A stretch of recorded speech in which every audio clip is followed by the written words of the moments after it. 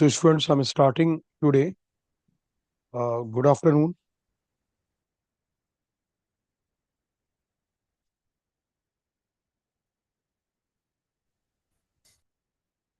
The first thing that you'll see is in the electromagnetic waves.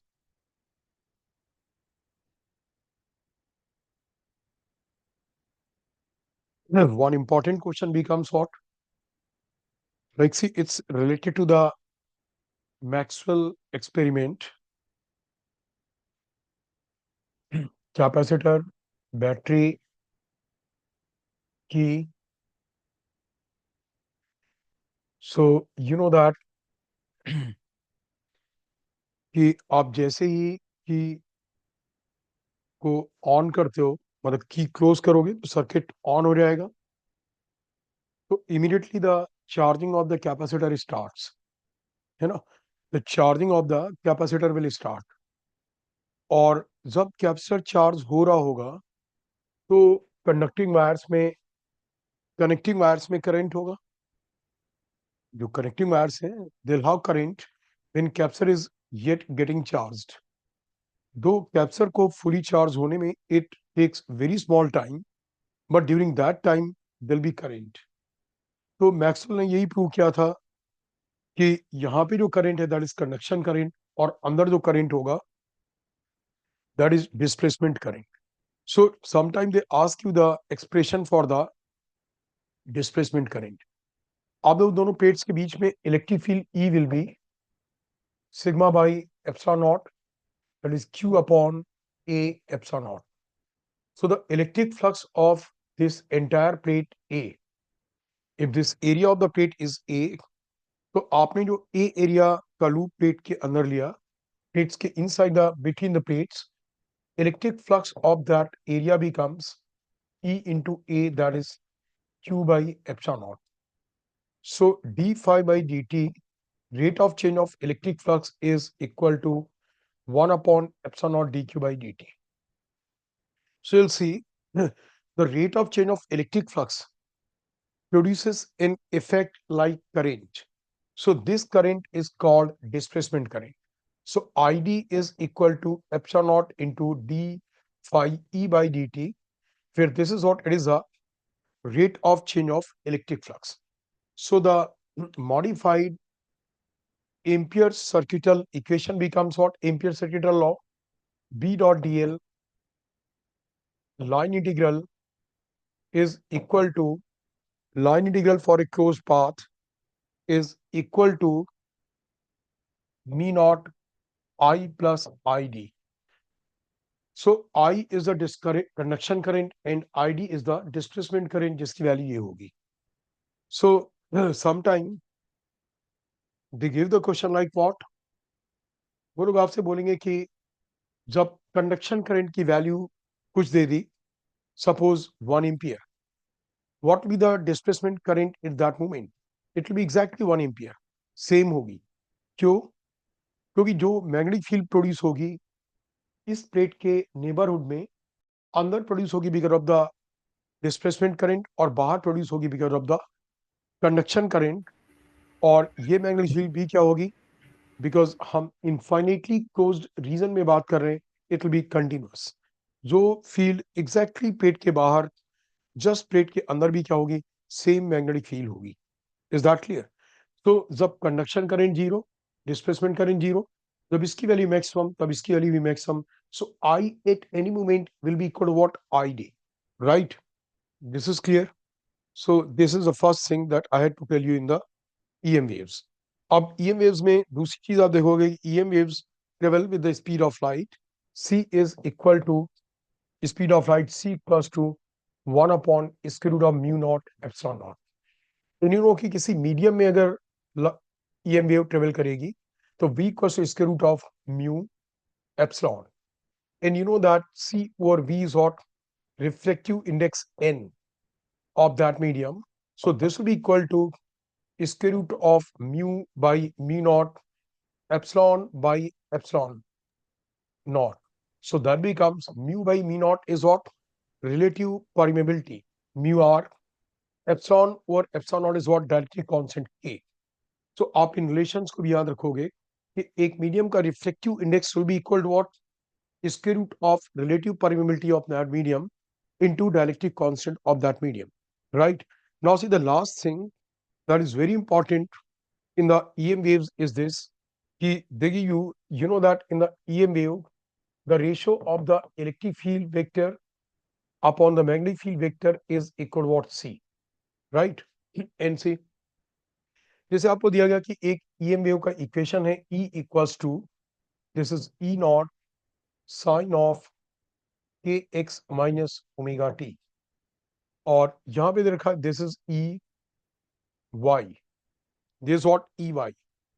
अब आपसे बोला गया कि ये ईएमयू में इलेक्ट्रिक फील्ड का इक्वेशन है, तो मैग्नेटिक फील्ड का इक्वेशन क्या होगा, ये आपको बताना है। आप लोग यहाँ पे कैसे आप एनालिसिस करते हैं, ट्रिग्नोमेट्रिक टर्म के अंदर एक्स है, तो दैट मीन्स की ईएम वेव किस ओर प्रोपेगेट हो रही है, एक्स डायरेक्शन में।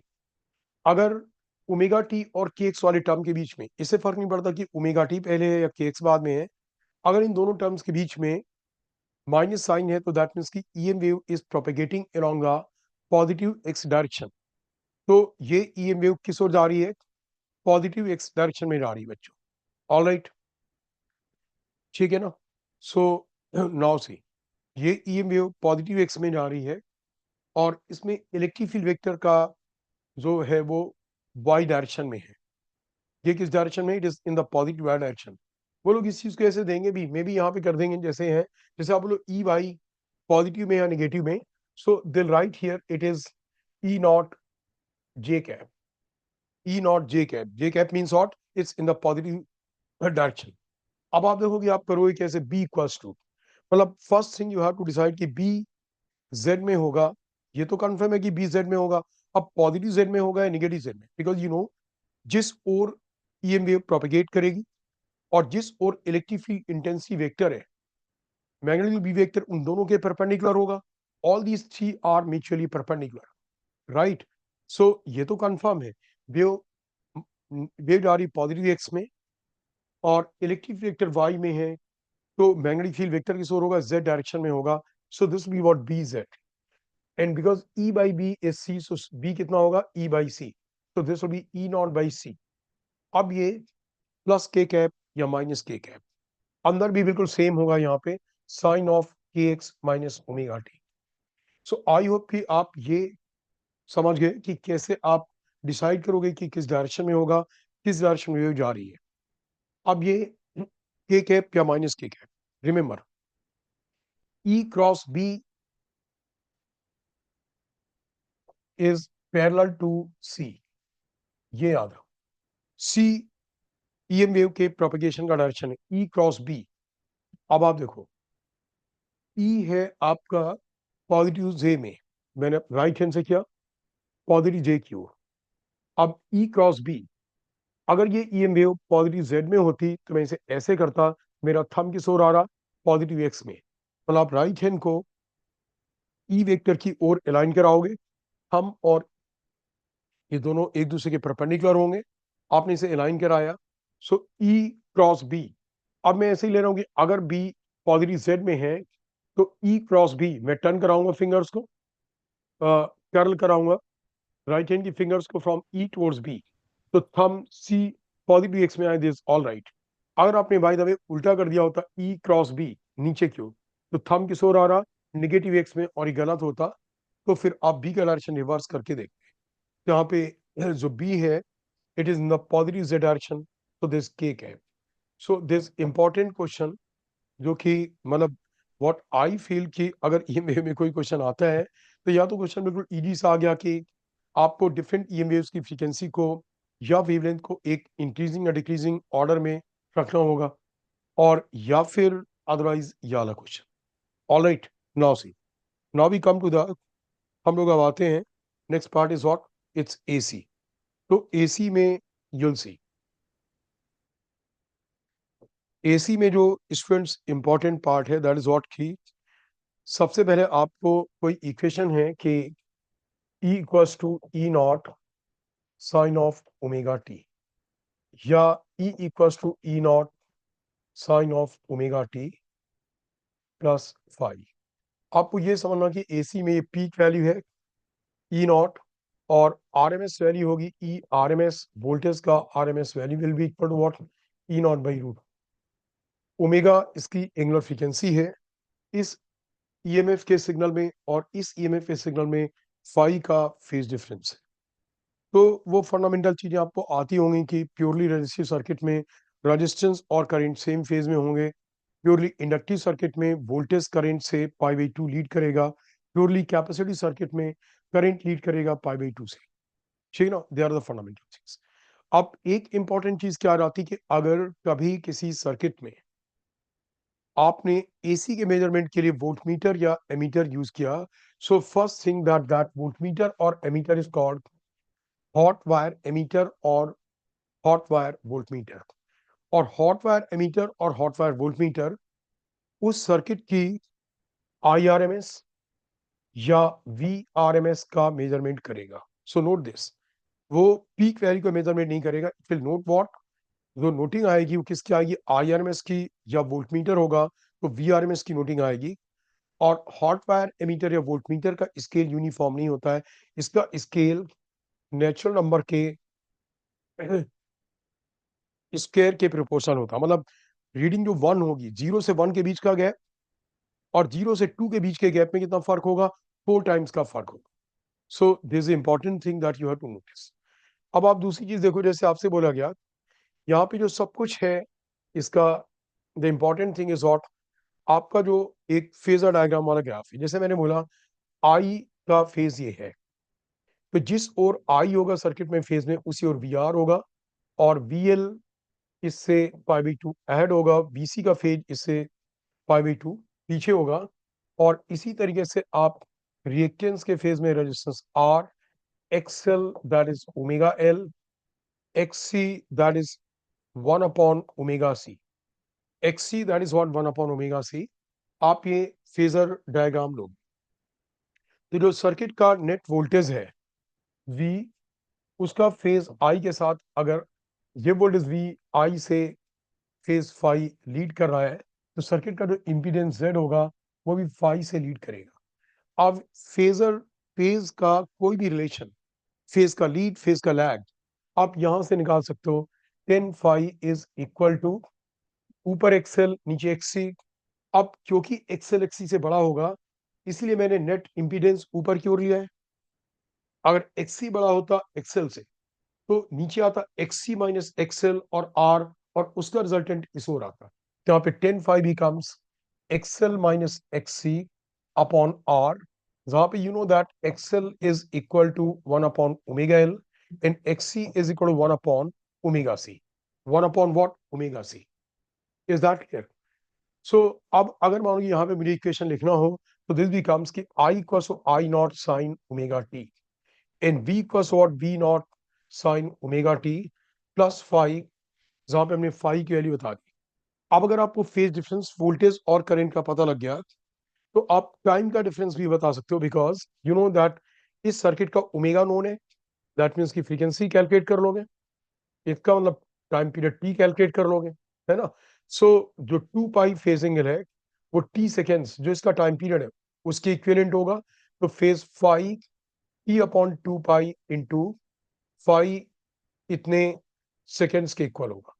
टाइम डिफरेंस इतना होगा वोल्टेज और करंट में। टाइम डिफरेंस का मतलब हुआ कि वोल्टेज करंट से इतने सेकेंड्स पहले मैक्सिमम हो जाएगा। ये इसकी बेसिक इंफॉर्मेशन हुई।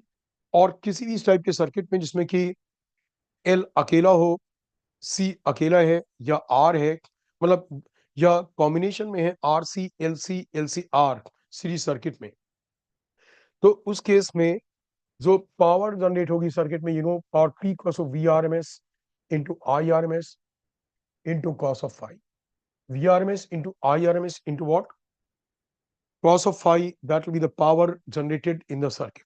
All right, now see, अब आप देखोगे ये बेसिक चीजें हुई। अब जो क्वेश्चन यूजुअली होगा उनमें क्या होगा, आपको अगर सर्किट में फ्रीक्वेंसी ओमेगा या फ्रीक्वेंसी दे रखी है and V R M S is known, V R M S known है या वी नॉट नोन है, वी नॉट नोन तो भी आप वी आर एम एस निकालोगे। मोस्ट ऑफ दी सर्किट्स में मतलब मोस्ट ऑफ द क्वेश्चंस में आपका सबसे पहला टास्क होगा calculate Z, square root of omega L minus one upon omega C whole square plus R square. अब सर्किट में जो भी पैरामीटर नहीं है, जैसे capacitor is not present there, आप omega L square plus R square, suppose capacitor है, L नहीं है, so one upon omega C square plus R square, Z आ गया। तो जब आप आईआरएमएस निकालने का तरीका है, सर्किट के वीआरएमएस को जेड से डिवाइड करो, और जिसे हम बोलते हैं V L, VL will be equal to IRMS into XL. VC will be IRMS into XC. VR will be equal to IRMS into R.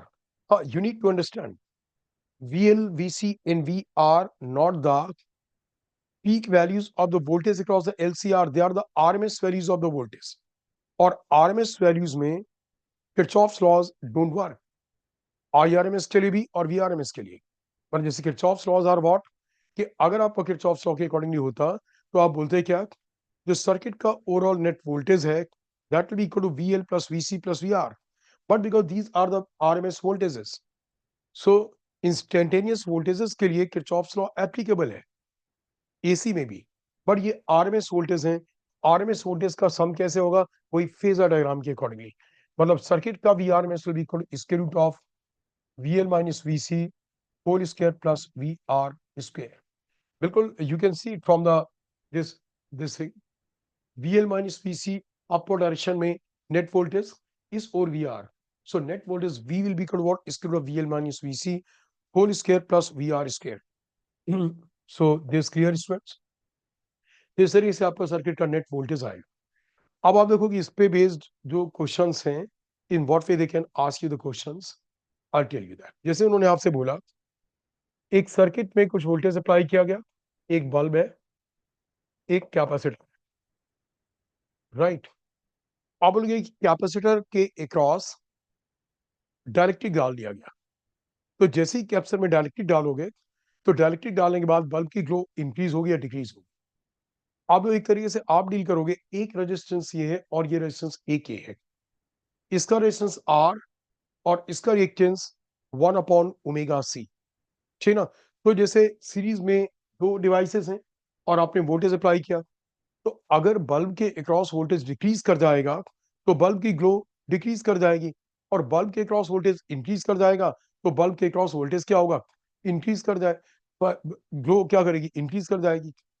तो आप देखो जब कैपेसिटी जो XC है, XC इज व्हाट 1/ओमेगा C, डायरेक्ट्रिक डालने से C इंक्रीज कर जाएगा, इसका मतलब कि XC डिक्रीज करेगा, यानी याना रेजिस्टेंस डिक्रीज कर गया, तो कंपैरेटिवली बल्ब का रेजिस्टेंस ज्यादा है, यानी कि बल्ब की ग्लो क्या होगी, इंक्रीज होगी। आई होप कि यू कुड अंडरस्टैंड। लेकिन अगर ये बल्ब और एल होता, इंडक्टर एल, तो अगर एल में आप इंडक्टर के अंदर कोई आयरन की रॉड डालते, आयरन की रॉड एक तरीके से इंडक्टर के लिए डायरेक्टिव वाला काम हुआ कि उसका इंडक्टेंस इंक्रीज हो गया, बट एक्सेल क्या होता है, XL is omega L, XL is what, omega L. तो जब आप एक कोई रॉड डालते आयरन की इंडक्टर के अंदर, एक्सेल इंक्रीज हो रहा था, तो जब इसका रिएक्टेंस इंक्रीज हो गया तो इसका रिलेटिवली इससे कुछ कम हुआ। Is that clear? So now more voltage will be generated across the L and lesser across the R, तो बल्ब की ग्लो क्या होगी, कम हो जाएगी। सिमिलरली ऐसे ही सर्किट में बोलते सर्किट की फ्रीक्वेंसी इंक्रीज करा दी गई, अब बल्ब की ग्लो क्या होगी, जब आप फ्रीक्वेंसी इंक्रीज कराओगे तो एक्सी इज व्हाट 1/ओमेगा C, यहाँ ओमेगा 1/ओमेगा C यहाँ डिनोमिनेटर में है, यानी कि इसका रिएक्टेंस कम हो गया, बल्ब की ग्लो क्या करेगी, इंक्रीज कर जाएगी। अब अगर यहाँ पे एल होता और आप सर्किट की फ्रीक्वेंसी इंक्रीज कर देते, तो इंक्रीज करने से ओमेगा एल इंक्रीज कर जाता, मतलब बल्ब के क्रॉस कम वोल्टेज आता, ठीक है ना, तो बल्ब की ग्लो क्या होती, डिक्रीज कर जाती। ऑल राइट, तो कुछ क्वेश्चन इस तरीके से, कुछ क्वेश्चन इसी में कैसे होंगे, जैसे आपसे बोला गया एक सर्किट में सपोज दे दिया गया, मतलब जैसे बोल दिया गया voltage V is 200 sine of 100 pi t, ये वोल्टेज का वोल्टेज है। बोला कि एक कोई आपका एक कोई रेजिस्टेंस है, कोई रेजिस्टेंस है R, और यहाँ पे कोई इंडक्टर है L, राइट। तो अब बोला गया कि इंडक्टर L की वैल्यू भी दे दी गई, इंडक्टर एल की वैल्यू दे दी गई, और इसके क्रॉस वोल्टेज कितना आया वीएल, वीएल भी दे दिया गया, वीएल इज ऑल्सो नोन। बोलोगे सर्किट में करंट कितना होगा, सर्किट में करंट कितना होगा, जब वो लोगों ने करंट कितना होगा तो that means they are asking you to calculate what IRMS। अब आपको देखो, यू नो दैट अभी हमने थोड़ी देर पहले यहां पे किया, VL is equal to IRMS into what, XL, into what, XL. L की वैल्यू नोन है, सर्किट का omega is what 100 pi, so omega L, XL is known. अब VL इज नोन, सो आप क्या करोगे, IRMS की वैल्यू आ जाएगी। मतलब आपको इन्हीं रिलेशंस में से कुछ देखना होगा, उसी से सब कुछ आएगा, राइट। या फिर मान लो क्वेश्चन ऐसे दिया गया आपका कि बोला गया कुछ वोल्टेज है, सपोज यही 200 sine 100 pi t, this voltage, और इसमें एक रेजिस्टेंस R है, एक कैपेसिटर C है, और ये बोला गया कि इसके क्रॉस हमने एक वोल्टमीटर लगाया और वोल्टमीटर की रीडिंग आपको दे दी गई, वोल्टमीटर की रीडिंग दे दी गई। Is that clear. अब मे बी कि R और C में से कोई अननोन होगा, उस R की या C की वैल्यू निकालनी। आप लोग यहाँ पे सपोज कि R इज नोन, सर्किट का जो R है, इट इज सपोज कि दिस इज नोन, ठीक है ना, और आपको C कैलकुलेट करना है। तो जब V, इसका वोल्टेज हो गया, इसका VRMS, तो सर्किट का IRMS आ गया कितना, V अपॉन R। ये दोनों नोन थे, सर्किट का IRMS आ गया। Now you know IRMS is equal what, 200 upon root two. तो ये पीक वोल्टेज है, आई VRMS अपॉन जेड, और सर्किट का जेड कितना होगा, square root of R square plus 1 upon omega C whole square. Is that clear, 1 upon omega C whole square. अब इसमें IRMS भी नोन है और R भी नोन है, so what is unknown, omega is also known 100 pi, so what is unknown C। तो ऐसा ही question उसके लिए हो सकता है, जबकि इंडक्टर और R है या तीनों डिवाइसेस हैं, तभी ऐसा क्वेश्चन हो सकता है। This all are students. So AC में एक तो ये इंपॉर्टेंट पार्ट था नाउ से। हाँ, AC में एक तो उस पे बेस्ड हो सकता क्वेश्चन, जो है it's could be related to the resonance. तो रेजोनेंस में in the series LCR circuit, I would like to tell you कि especially it does not depend upon कि in which order they are connected, results will be the same। अब जैसे हम लोगों को circuit resonance में है, यहाँ पे 300 वोल्ट है, 300 वोल्ट्स, राइट। तो इसके क्रॉस VL, इसके क्रॉस VC, इसके क्रॉस VR। तो जब सर्किट रेजोनेंस में है तो VR की वैल्यू क्या होगी, 300, बिकॉज रेजोनेंस में देखो क्या होता है, XL is equal to 1 upon XL is equal to XC, है ना। सो XL XC के इक्वल है, इसका मतलब ये हुआ VL will be equal to VC, because VL is what, IRMS into XL, VC is what, IRMS into XC। So XL XC से equal, that means कि VL और VC इक्वल, बट उनका फेज ऑपोजिट है। तो circuit का net voltage क्या होगा, VL, VC और VR। अब VL माइनस VC जीरो होगा, so net voltage V will be equal to square root of VL minus VC का whole square plus VR square. So जब ये जीरो हो गया, सो पूरा का पूरा वोल्टेज VRMS किसके क्रॉस होगा, रेजिस्टेंस के cross. And you know this thing कि जब सर्किट में रेजोनेंस है तो पावर मैक्सिमम कंज्यूम होगा सीरीज रेजोनेंस सर्किट में। ऑल राइट, देन से कि वन मोर थिंग कि रेजोनेंस में सर्किट का Z भी मिनिमम होगा, और रेजोनेंस, ठीक ना, रेजोनेंस में सर्किट का Z जो होगा that will also be what, sorry, Z जो है, हाँ Z मिनिमम होगा, सो दैट करंट क्या होगी, मैक्सिमम होगी। अब LC ऑसिलेशन पे बेस्ड जो इक्वेशंस वाले क्वेश्चन है, दो I have covered in the class, Q equals to Q not cos omega t etcetera, but I don't think those things are so important now. मतलब revision में तो होनी चाहिए, बट एक चीज इंपॉर्टेंट है, जैसे LC ऑसिलेशन में जब आप, जैसे आपने कैप्सर को चार्ज कर लिया, चार्ज Q नॉट, इसके पास एनर्जी आ गई half Q not square by C, इसके पास एनर्जी क्या आ गई, half Q not square by C। आप बोलोगे कि सर्किट में जब आपने स्विच क्लोज किया मतलब सर्किट ऑन किया, तो सर्किट में किसी भी मोमेंट पे मैक्सिमम करंट क्या होगी? यू नो एनर्जी ऑसिलेट करती, कभी इलेक्ट्रिकल फॉर्म में, कभी मैग्नेटिक फॉर्म में। तो जब ये पूरी की पूरी एनर्जी मैग्नेटिक फॉर्म में आएगी, so that will be what, half L I square. तो ये जो आई होगा, this I will be the I maximum. आपने कैप्सर को Q naught charge maximum charge दिया, सो पूरी electrical energy half Q naught square by C. और जब ये पूरी एनर्जी मैग्नेटिक फॉर्म में आएगी, तो current will be maximum, that will be what, half L I square. ठीक है ना? नाउ से हम लोग आते हैं रे ऑप्टिक्स में। तो रे ऑप्टिक्स में स्टूडेंट्स आपको जो एक जो इम्पोर्टेंट चीजों में है वो है, सबसे पहले आप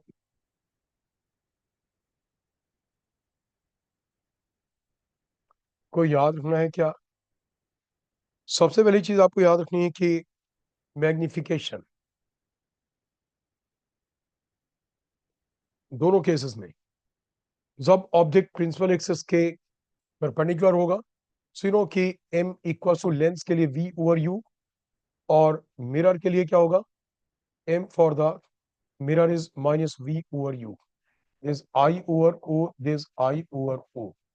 और अगर ऑब्जेक्ट प्रिंसिपल एक्सिस के पैरेलल होगा, and for the short object, जैसे ऑब्जेक्ट की लेंथ mm में है ना, तो जनरली जेई मेन में वैसे ही आना चाहिए, कोई बहुत बड़े ऑब्जेक्ट के लिए नहीं आना चाहिए, क्योंकि उसके लिए दो पोजीशंस का u, फिर दोनों पोजीशंस का v निकालते हो, फिर v2 डिफरेंस v1 से आप इमेज की लेंथ निकालते हो, तो आने चांस कम है, बट मैंने आपको क्लास में कवर किया हुआ। नाउ से अगर ऑब्जेक्ट शॉर्ट है और प्रिंसिपल एक्सिस के पैरेलल है, तो जो m इस पोजीशन के लिए, इस पर्टिकुलर पोजीशन के लिए जो m इस केस में होता, यहाँ पे m क्या होगा, मतलब इस वाले m का स्क्वायर होगा। m, ये मैं इसे करता हूं m, और ये m dash, so m dash will be m square. Is that clear? मतलब यहाँ पे अगर m की वैल्यू इस केस में लेंस या मिरर में 2 आई, तो जब उसी पोजीशन पे उतनी डिस्टेंस दूर एक ऑब्जेक्ट प्रिंसिपल एक्सिस के पैरेलल होगा, तो m डैश क्या होगा, यहाँ 2 था तो यहाँ 4 होगा, मतलब इमेज की लेंथ ऑब्जेक्ट की लेंथ से 4 टाइम्स बड़ी होगी। एक तो आपको याद रखना है। दूसरा इंपॉर्टेंट चीज जो कि इजी भी है और रिपीटेड भी है, कि अगर आपके पास एक की थिकनेस की स्लैब है, म्यू रिफ्लेक्टिव इंडेक्स, इसके बॉटम पे एक ऑब्जेक्ट है, ऑब्जर्वर ऊपर से देख रहा है रेयर मीडियम से, तो उसे इसका इमेज यहाँ दिखाई देगा आई, और ये डिस्टेंस कितनी होगी, T by mu, this will B और टी बाई म्यू। तो अगर वो लोग कॉम्बिनेशन दे दें, T1 T2 T3 mu 1 mu 2 mu 3, और उसके बॉटम पे एक ऑब्जेक्ट रख दें, उसके बॉटम पे एक ऑब्जेक्ट रख दें, तो उस ऑब्जेक्ट की सरफेस से डिस्टेंस कितनी आएगी, T1 by mu 1 plus T2 by mu 2 plus T3 by mu 3। Is that clear? ये उसकी बॉटम से डिस्टेंस आएगी। अब अगर वो लोग बोलते हैं कि T1 mu 1 T2 mu 2 T3 mu 3 की ऐसे 3 स्लैब्स हैं, तो एक मटेरियल है जिसका रिफ्लेक्टिव इंडेक्स म्यू है, जिसका रिफ्लेक्टिव इंडेक्स म्यू है, तो उस मीडियम की अकेले रिफ्लेक्टिव इंडेक्स म्यू वाले की थिकनेस क्या होनी चाहिए, सो दैट कि इमेज का फॉर्मेशन सेम डिस्टेंस पे होगा। सो इट्स सिंपल, आपने यहाँ पे किया T1 by mu 1 plus T2 by mu 2 plus T3 by mu 3, इतनी डिस्टेंस दूर इमेज बनेगी। अब उसकी थिकनेस T है, सो that will be what, T by mu. आपको म्यू दे रखा होगा, तो आप उससे क्या करोगे, T कैलकुलेट कर लोगे। This is clear? सो एक ये। दूसरा इसमें इंपॉर्टेंट कि अगर ऑब्जर्वर डेंसर मीडियम है, ऑब्जर्वर सब कुछ ये नॉर्मल वी के लिए वैलिड है, observer is in the denser medium, और ऑब्जेक्ट यहाँ से h हाइट ऊपर है, ये ऑब्जेक्ट है, तो इसका इमेज और ऊपर बनेगा यहाँ पे, और ये डिस्टेंस आएगी, इसका रिफ्लेक्टिव इंडेक्स म्यू है, सो डिस्टेंस आएगी म्यू एच। मतलब ऑब्जर्वर डेंसर में और ऑब्जेक्ट रेयर में, तो एच हाइट ऊपर वाले ऑब्जेक्ट की इमेज कहाँ पे आएगी, म्यू एच पे आएगी। और जो रिलेशंस यहाँ पे डिस्टेंस के लिए एप्लीकेबल है, वही वेलोसिटी के लिए। मतलब अगर ऑब्जर्वर रेयर में होता और ऑब्जेक्ट डेंसर में, और ऑब्जेक्ट v स्पीड से चल रहा है, तो उसकी स्पीड रेयर मीडियम वाले ऑब्जर्वर को कितनी दिखाई देगी, v ओवर म्यू। और अगर object is in the rare medium and observer is in the denser medium, ये v स्पीड से जा रहा है दूर या पास, तो इसकी स्पीड क्या दिखाई देगी, म्यू टाइम्स ऑफ v। ठीक है ना? This clear? So may be कि इस पे बेस्ड वो लोग क्वेश्चन पूछते हैं। और जो एक इम्पॉर्टेंट कॉन्सेप्ट है, जो कि I really like that concept, और मुझे ऐसा लगता है किसी ना किसी सेट में तो आने ही चाहिए, वो वाले क्वेश्चंस कौन से, मैंने आपको बताया था एक कोई रिफ्लेक्टिंग मीडियम है, it could be lens, it could be slab, generally lens, JEE Main के लिए नॉट स्लैब, बट स्लैब भी हो सकती है और लेंस भी। और उसके पीछे एक कॉन्केव मिरर, कॉन्वेक्स मिरर या प्लेन मिरर कुछ भी है।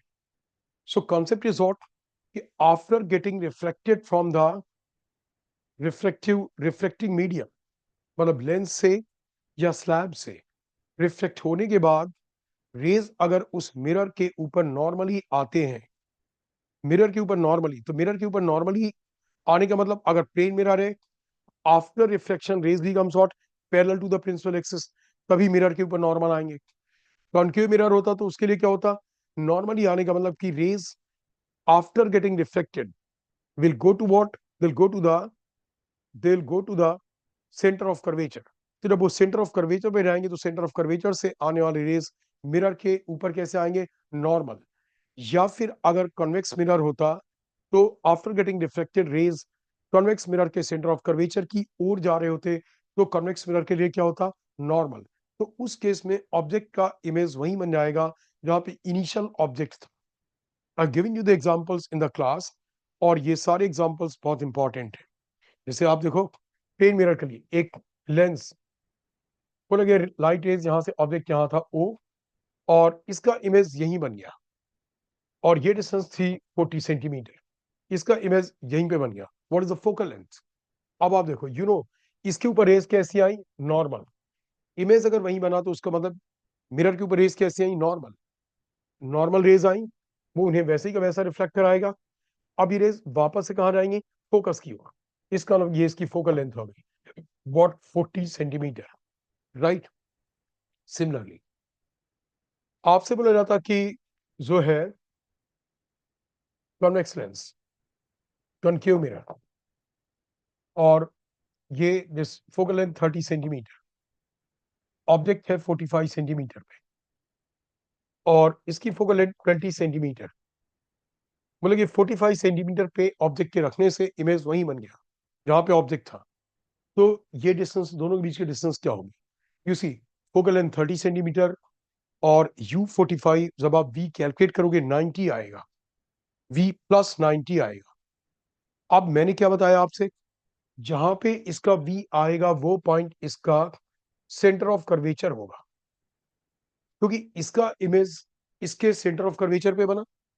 Lens has formed the image at the centre of curvature of the lens of the mirror. तो वहां से जब इसके ऊपर रेज जाएंगी तो कैसी आएंगी, नॉर्मल। और नॉर्मल रेज को ये वैसे की वैसा रिफ्लेक्ट करा देगा, तो इमेज वही बन जाएगा जहां पे ऑब्जेक्ट था। दैट मीन्स ये centre of curvature, so this will be what, 40, और यहां से ये कितना कैलकुलेट किया हमने, 90। सो दोनों के बीच की डिस्टेंस कितनी, 130 सेंटीमीटर। यही फिगर अगर कॉन्वेक्स मिरर के साथ होता तो यू विल सी स्टूडेंट्स कि सेम डेटा मैं ले रहा हूँ, फोकल लेंथ 30 सेंटीमीटर, ऑब्जेक्ट 45 पे है, और इसका इमेज यही बन गया, इसकी फोकल लेंथ 20 सेंटीमीटर। तो अब इनके बीच का सेपरेशन क्या होना चाहिए था, अगर इमेज वही बन गया जहां पे ऑब्जेक्ट था, इसका 90 सेंटीमीटर पे बनेगा, और इससे reflected raise they'll go towards the center of curvature, इसका center of curvature पीछे है। if they are going towards the center of curvature, they'll be normal to the surface of the mirror. So this is 40 centimeter, and this is what, total 90 centimeter. That means this distance will be what, 50 centimeter. So students, ये concept बहुत important है, इसलिए I repeated this concept. Apart from that, students, JEE Main के लिए Zener diode का question मैंने आपको class में कवर किए हैं, और आपको उसमें मैंने क्लासरूम में कवर किया, आप क्लासरूम के नोट्स से या फिर आप पिछले 2-3 साल के पीवाईक्यूज में से जीना डायोड के क्वेश्चंस, बिल्कुल typically similar kind of questions are repeated in the Zener diode, ठीक है ना। तो जीना डायोड का क्वेश्चन, और एक रिवर्स बायस्ड में मोड में एक सिलिकॉन डायोड के क्रॉस, ठीक है ना, सिलिकॉन पिन जंक्शन के क्रॉस और जर्मेनियम के क्रॉस कितना वोल्टेज का फॉल होता है। एक केस में 0.6, एक केस में 0.7 वोल्ट है। वो आप किसके क्रॉस कितना वोल्टेज है, आप एक बार वो चीज एक बार वो देख लेना, ठीक है ना। और apart from that, vernier callipers and screw gauge, experimental techniques में vernier callipers and screw gauge, I covered in the detail आपको क्या क्या आना चाहिए वर्नियर कैलिपर्स में, how to find the least count, है ना। तो लीस्ट काउंट का तरीका क्या होता है, fundamental definition, one part of the main scale minus one part of the vernier scale is called least count, right. उससे आप लीस्ट काउंट निकालते हो। फिर किसी भी ऑब्जेक्ट की रीडिंग क्या होगी, reading of the main scale plus LC into जो पार्ट वर्नियर स्केल का मेन स्केल के किसी भी पार्ट से कॉन्साइड करेगा, that plus minus zero error. I have told you how to calculate the zero error properly.